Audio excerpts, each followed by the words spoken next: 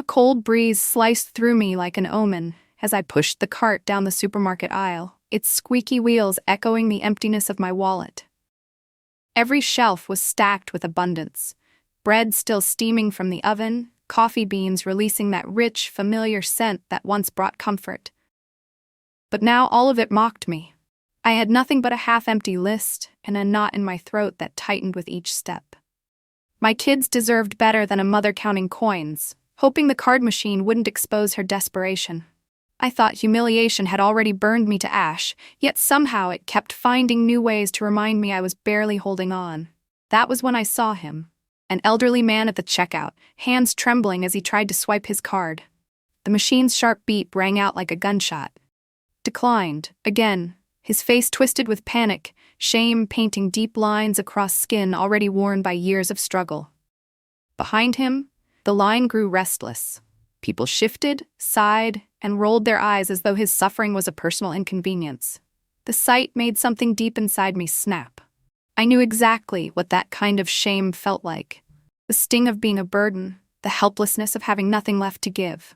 Before I realized what I was doing, I stepped forward. The cashier froze, confused, as I tapped my card. My account was already bleeding red, and the idea of throwing away what little I had was insane.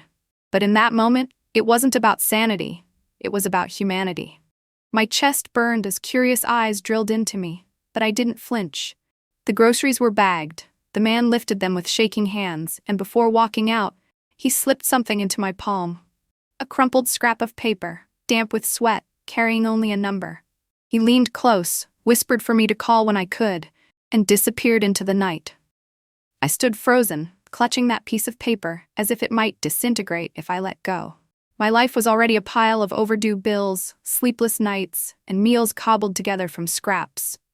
I had no room for mysteries, yet the note burned against my skin, heavier than it should have been. At home, I dropped my groceries on the counter and stared at the paper under the dim kitchen light. Just a number. No name. No promise. Still, every time my kids asked for something small, a tub of ice cream, a pack of crayons, and I had to say no, that number whispered in the back of my mind. One rainy night, with water streaking the glass and silence pressing in, I picked up the phone. My hands were cold, my heart racing as I dialed. On the third ring, his voice answered.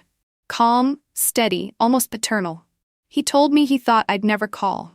Words spilled from me before I could stop them. I was out of work. I had lost everything. I was drowning, but trying not to let my kids feel it. He listened without interrupting, every pause filled with quiet understanding, as if he already knew the outline of my pain. Then he spoke words that lit a spark inside me. Tomorrow, he said, come to an address he'd send. It wouldn't be charity. It would be an opportunity, but I would have to work harder than I ever had before. My chest tightened with fear, yet for the first time in so long, I felt something I had nearly forgotten. Hope.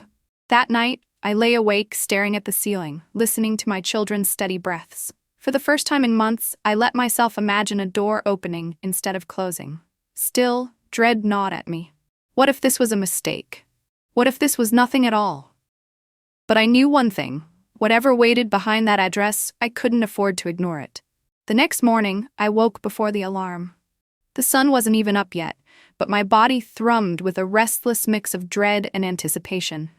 I sat on the edge of the bed, staring at the slip of paper, the digits etched into my memory, the man's trembling hands still vivid in my mind.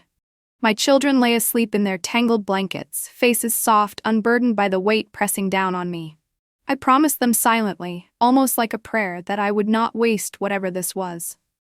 I put on the nicest clothes I owned, faded jeans and a blouse that still held some dignity if you didn't look too closely. The address Arthur texted wasn't what I expected. I had imagined some imposing office or a hidden trap, but instead it was a small corner cafe.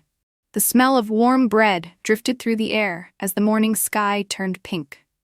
Inside, Arthur sat by the window, a black coffee and a folded newspaper in front of him. When his eyes met mine, it was like he'd known I would come. He spoke my name for the first time, as though he had always known it.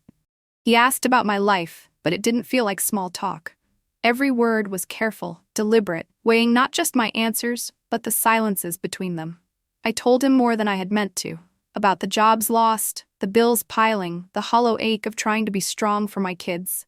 He didn't interrupt, didn't pity me, he simply listened.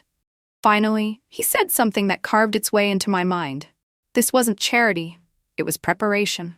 He believed in timing, in opportunities waiting for the right person to take them.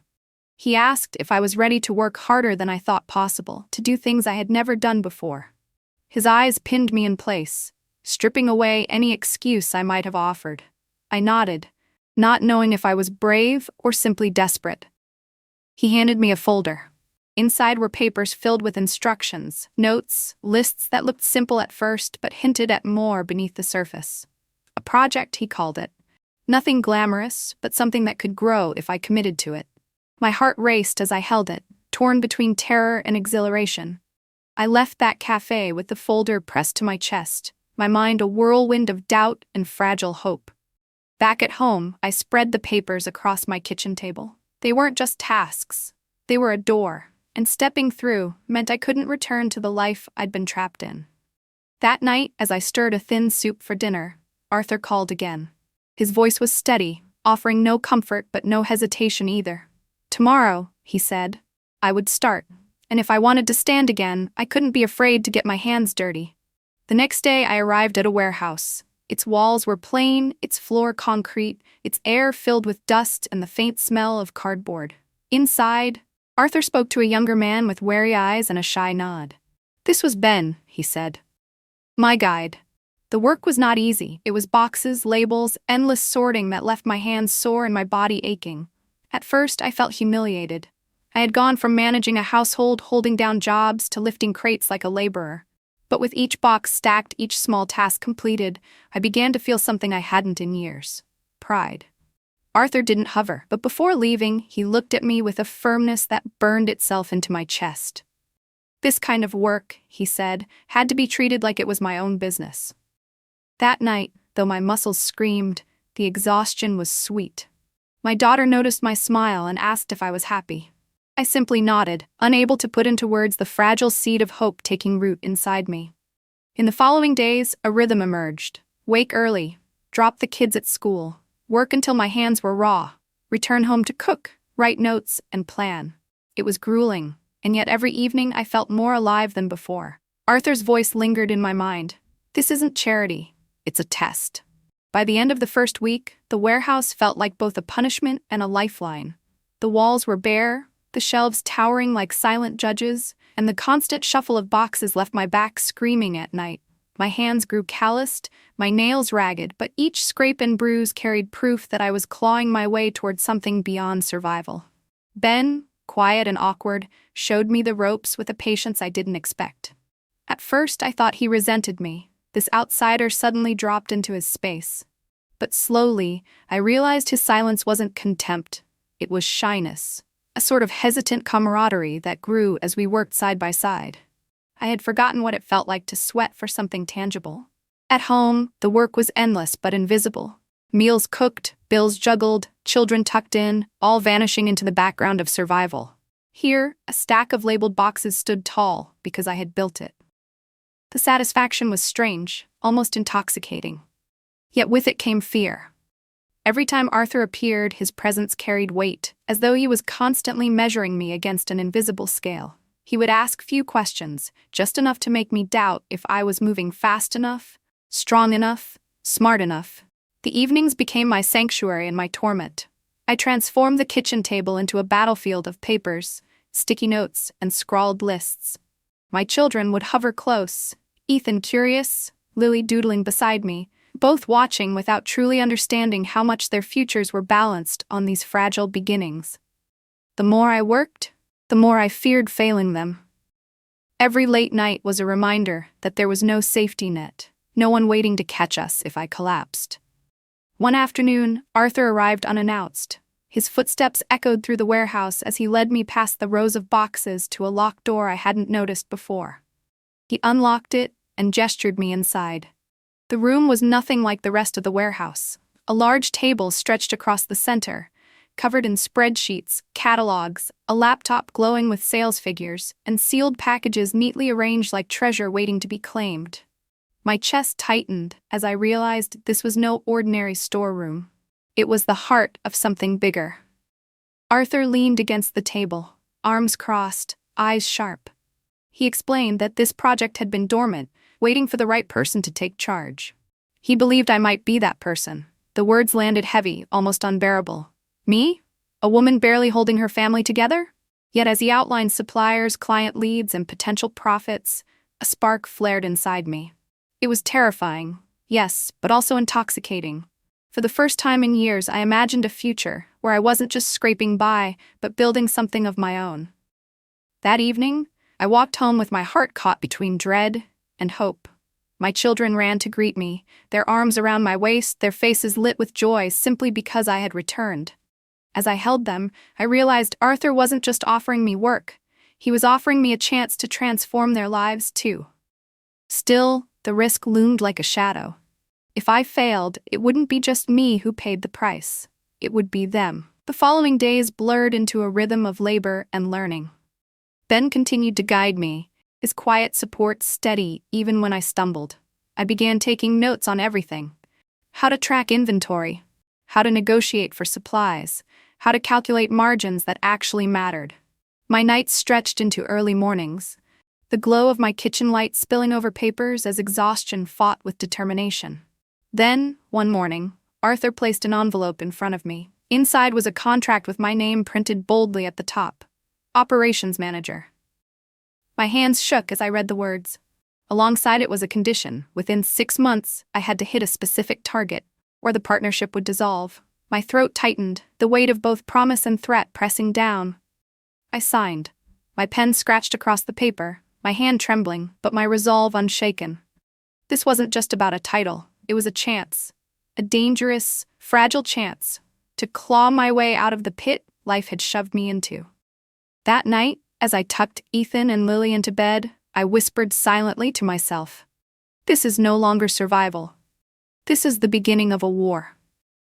The first days as operations manager felt like being thrown into the ocean without knowing how to swim. I stared at numbers that looked like a foreign language, juggled deadlines I wasn't sure I could meet, and fielded calls that tested the limits of my composure. My chest often tightened with the reminder that there was no safety net. If I failed, the ground would vanish beneath me, and my children would fall with me. Arthur didn't coddle me. He appeared at the warehouse, leaning against door frames or standing silently at my shoulder as I fumbled through spreadsheets. His silence was unnerving, but when he did speak, his words cut sharp and clean. "Mistakes happen. Don't stop trying." I clung to those words even when my confidence wavered. Ben, meanwhile, became more than just a guide. He was patient, explaining details I would have missed, walking me through processes until I could manage them on my own. For a while, it felt like I wasn't completely alone in this battle. But pressure crept in quickly. Clients were demanding. Orders came with impossible deadlines and unforgiving conditions. One potential deal promised to push me halfway to my target, but the man on the other end of the phone was relentless, barking impossible prices, questioning my credibility, cutting me off mid-sentence. I could feel sweat trickling down my back as I tried to keep my voice steady.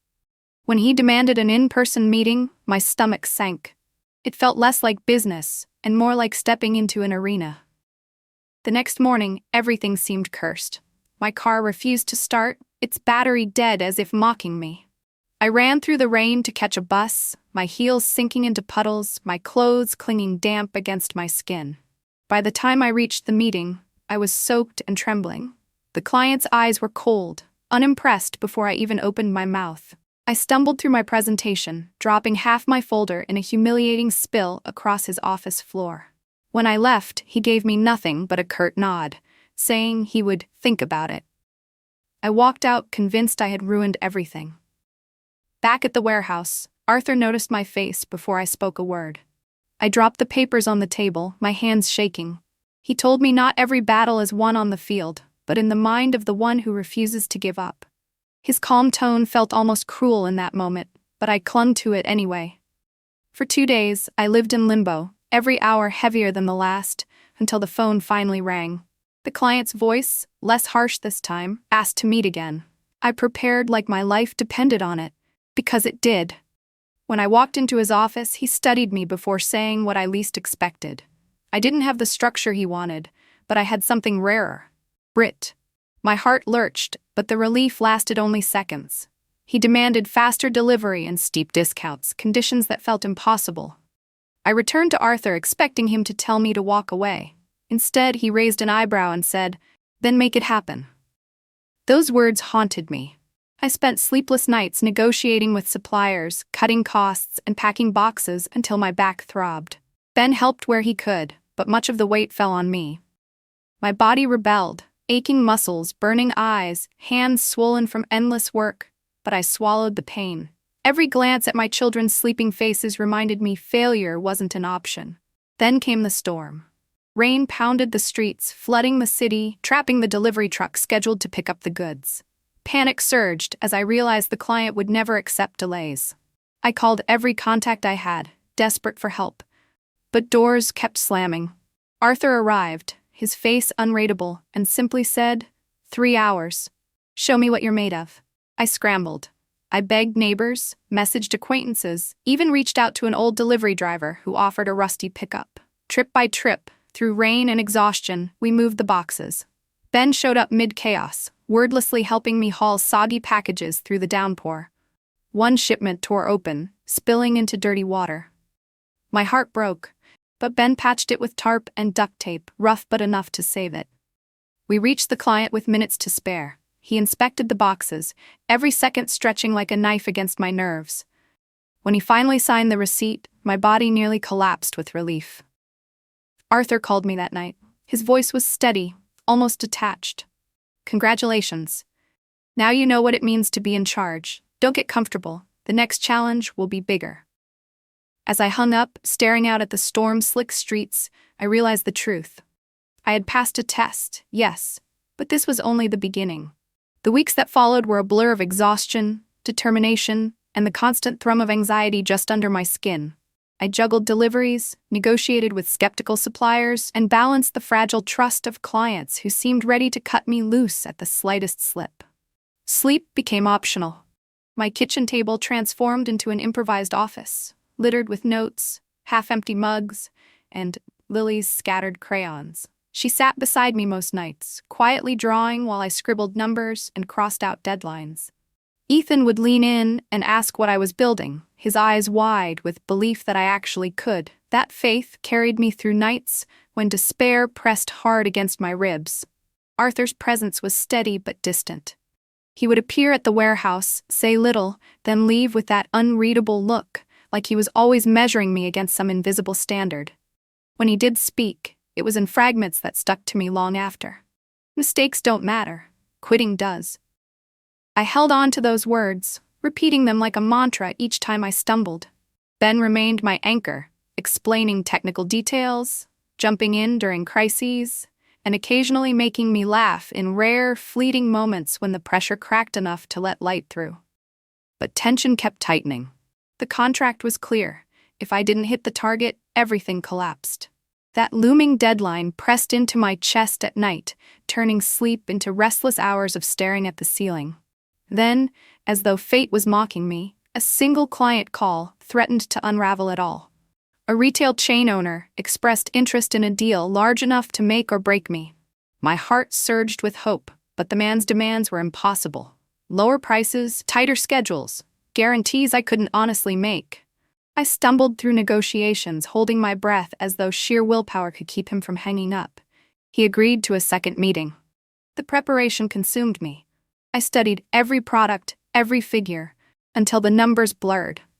Fear stalked me, whispering reminders of every time I'd been called a failure. On the day of the meeting, disaster struck again. My car refused to start, traffic choked the city, and I sprinted through puddles with rain soaking me to the bone. I arrived drenched, folders slipping from my wet hands, humiliation burning across my cheeks as pages scattered. The meeting was brutal. He cut me off, criticized my plan, demanded concessions I could barely comprehend. My voice wavered, but I forced myself through. When I left, his cold promise to think about it felt like a death sentence. For 2 days, silence crushed me. Arthur noticed, but said little. When the call finally came, the client's tone was different. He saw something in me, he said, something others didn't have. Grit, the word shocked me, left me trembling. But his conditions were harsh. Faster delivery, deeper discounts, risks I wasn't sure I could survive. Arthur's response was merciless. Make it happen. His faith, or his test, drove me into sleepless nights. I bargained with suppliers until my voice cracked, cut costs without sacrificing quality, and packed boxes until my back screamed. Ben helped when he could, but the weight was mostly mine. My body protested, my hands blistered, but I swallowed the pain. For Ethan and Lily, I couldn't falter. Then the storm came again. The delivery truck broke down, streets flooded, and panic clawed at me as hours slipped away. The client would not accept excuses. I called everyone I knew, desperation choking me until a neighbor offered his rusty pickup. Trip after trip through rain, my clothes soaked, my arms shaking, I hauled boxes. Ben appeared midway, joining without a word, shoulder to shoulder, as though he understood everything I couldn't say. One shipment burst, spilling into filthy water. My heart sank, but Ben salvaged it with duct tape and tarp, rough and ugly, but functional. We made it to the client's warehouse with 10 minutes to spare. He inspected the boxes with sharp eyes, opening them, weighing every flaw. My heartbeat thundered in my ears. When he finally signed the papers, relief hit me so hard my knees almost buckled. On the way back, Arthur called. His tone was calm, almost detached, but the words left me trembling. Now you know what it means to be in charge. But don't think it gets easier. Bigger challenges are waiting. I hung up, staring out at the rain-slick streets, my body trembling with exhaustion. I had survived what felt impossible. But I knew, with chilling certainty, that this was only the start of a storm I wasn't sure I could endure. The warehouse had become more than a workplace. It was my battlefield, my proving ground, and my prison all at once.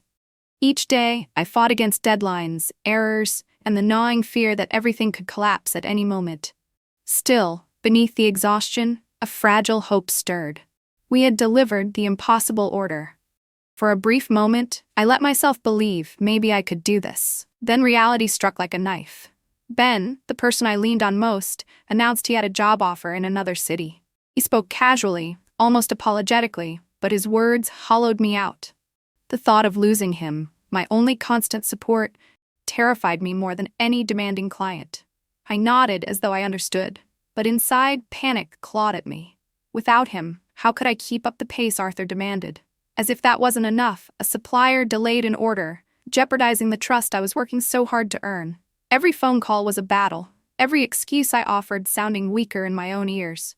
I snapped at people I shouldn't have, swallowed tears in silence, and walked home each night with my body vibrating from tension. One especially cold evening, a message from Arthur arrived. Meeting tomorrow. Expansion. My heart froze. Expansion? I hadn't even proven I could hold this small operation together.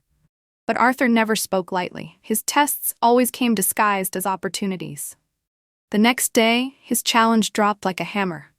He wanted me to open a new distribution point in less than a month. I had no experience, no resources, and barely enough strength to keep the current warehouse afloat. When I hesitated, he made the terms brutally clear. Either I did it, or the contract ended. My desperation screamed louder than my fear, and I agreed.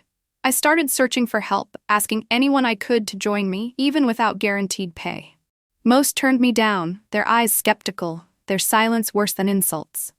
Each rejection deepened the hollow ache in my chest. Just when I thought I would collapse, my phone rang. Ben's voice came through, steady and calm. He had decided to stay. Relief rushed through me so fiercely I almost cried on the spot. With him beside me, maybe I stood a chance. The weeks became a relentless storm. I barely slept. I stretched every dollar until it screamed. I built a team from scraps, people as desperate as me, and somehow, piece by piece, the new location began to take shape. But just as fragile hope returned, a new blow landed. An anonymous letter arrived at my door, the words inside sharp as broken glass. It was a warning. I wasn't wanted in this business, and if I didn't step away, the consequences would be severe. My hands trembled as I read it, my chest tightening until I could hardly breathe. Someone wanted me gone badly enough to send threats. For hours, I sat in silence, staring at the paper, fear gnawing through me. Finally, I folded it and shoved it deep into a drawer. I couldn't afford to let anyone see my weakness. Not Ben, not even my kids. But every shadow felt sharper after that, every passing glance from strangers heavier with suspicion. Opening day arrived, wrapped in anxiety and thin hope. The shelves were stocked, the team in place, the doors ready. Yet problems exploded the moment we began. Systems crashed, deliveries came damaged. And just when I thought I could salvage it, the client, the one whose trust I needed most, appeared without warning. His criticism was merciless. Every mistake, every flaw, he pointed out with words that stripped the air from my lungs. Meanwhile, the threatening letter gnawed at me. I looked at my team and saw not co-workers but potential enemies. The paranoia hollowed me out, making each decision harder, every move slower. Ben noticed, tried to calm me, but tension frayed between us. The teamwork that once steadied me began to crack under the weight of fear. That night, sitting alone in the office after the chaos of the opening, the phone rang. I answered, and a distorted voice slithered through the line. It promised this was only the first lesson, that more would follow. My body went cold, my mind spinning. Whoever this was, they weren't done with me. I wanted to crumble, to collapse under the weight of exhaustion and terror. But something inside me hardened instead. I refused to let unseen shadows drive me out. The fight wasn't over, it was only just beginning. The distorted voice lingered in my head for days, curling around my thoughts like smoke I couldn't clear. Every time the phone rang, I jumped. Every time footsteps echoed in the warehouse, suspicion sparked in my chest. Yet Arthur remained calm, as though none of this surprised him. He said little, but his presence anchored me. Still, I could feel his watchful eyes measuring my resolve. Then came the revelation that shattered me.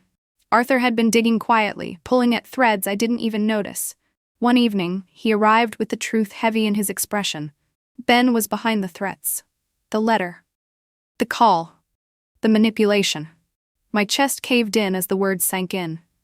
Ben, the man who stood beside me in storms, who patched boxes with duct tape, who promised he wouldn't leave me, had been the one trying to break me.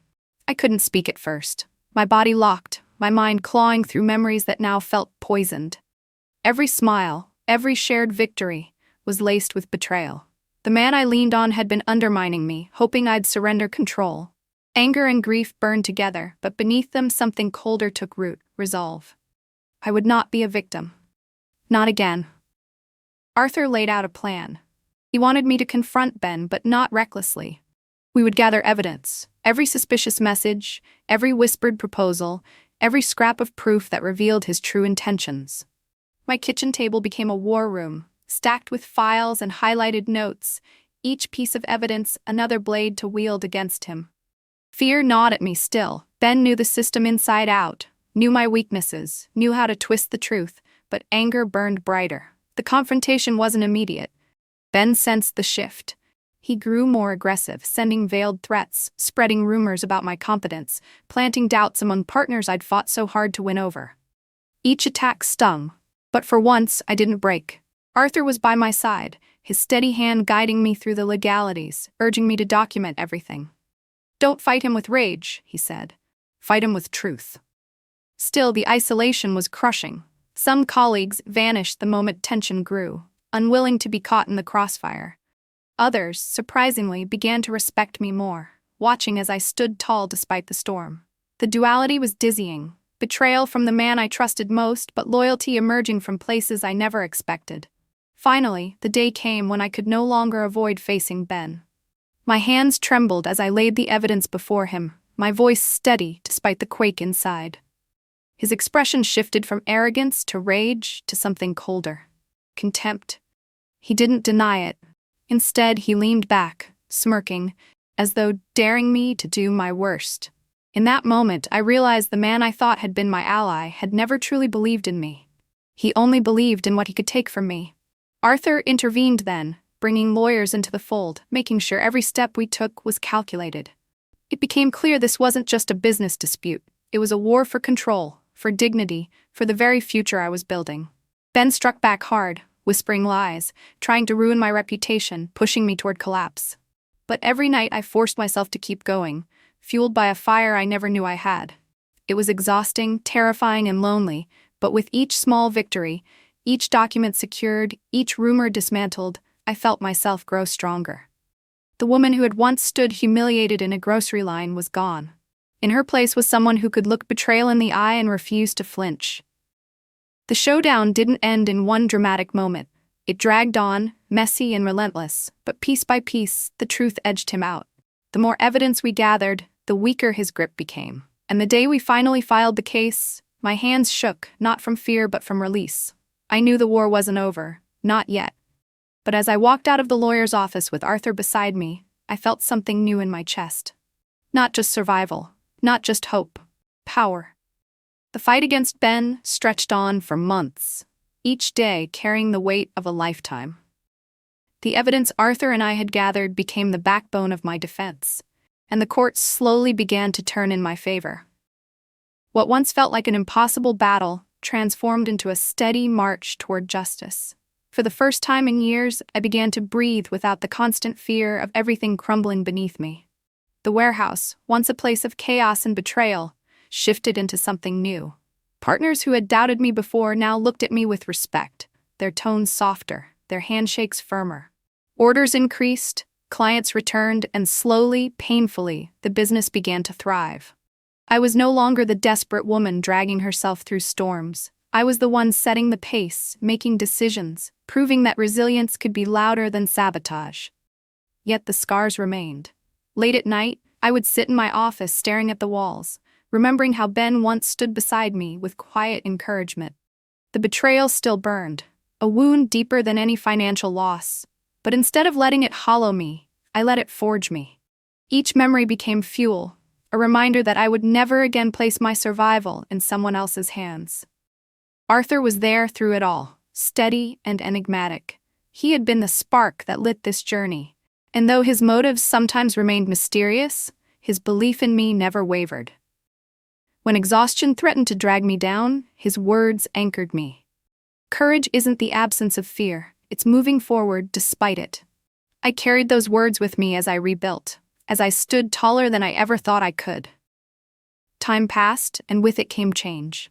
The business grew beyond the limits I once thought possible. I moved my children into a home filled with light, laughter, and the kind of stability I once thought was out of reach. The garden bloomed with flowers I planted myself, a living symbol of how far I had come from the woman trembling in a supermarket aisle. Eventually, love returned to my life, not in the form of rescue but in partnership. A kind man entered my world, someone who respected me for the strength I had fought so hard to build. With him, there was no control, no betrayal, only laughter, shared dreams, and a sense of peace I had almost forgotten existed. Our marriage was quiet but profound, rooted in mutual trust and the knowledge that I had already survived the worst. Ben faded into the past, his schemes dismantled, his power dissolved under the weight of truth. Justice did its work, slow but steady, and I emerged not only intact but stronger than ever. The sweetest revenge was not destroying him, it was living well, thriving, and showing that no betrayal could define me. Arthur, though no longer at the center of my daily life, remained a figure I would always hold close in memory. He was the stranger whose trembling hands and declined card had led me here, the man who gave me a number and with it a chance to rise. He was both mentor and mystery, a presence I would never fully unravel, yet one I would forever be grateful for. Today I look around and barely recognize the woman I used to be. The fear, the shame, the endless nights of doubt. They shaped me, yes, but they no longer own me.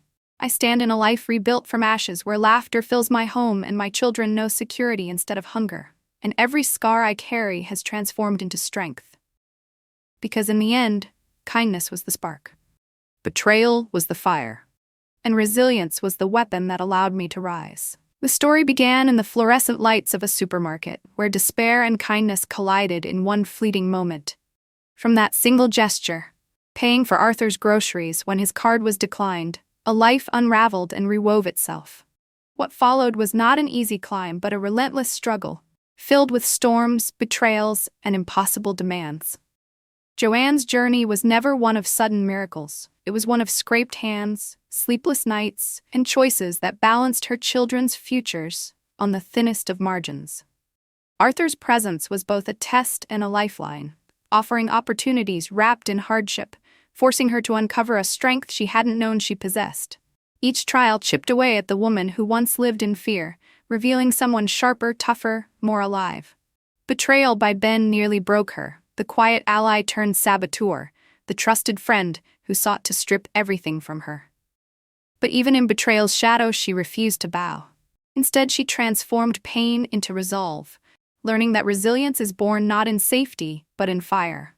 And when justice finally tipped in her favor, the victories weren't loud explosions, but steady, unshakable affirmations. A thriving business, a home filled with light, children who could grow without fear. Love returned, not as rescue, but as partnership, proof that healing had taken root. Now, when she looks back, she sees not a string of humiliations, but a story of rebirth. Every scar is a reminder, every flower in her garden a testament to survival. The noise of betrayal has faded. What remains is resilience, quiet and steady, whispering the truth she fought so hard to learn. The sweetest revenge is not rage or ruin, it is living well, standing tall and blooming after the storm.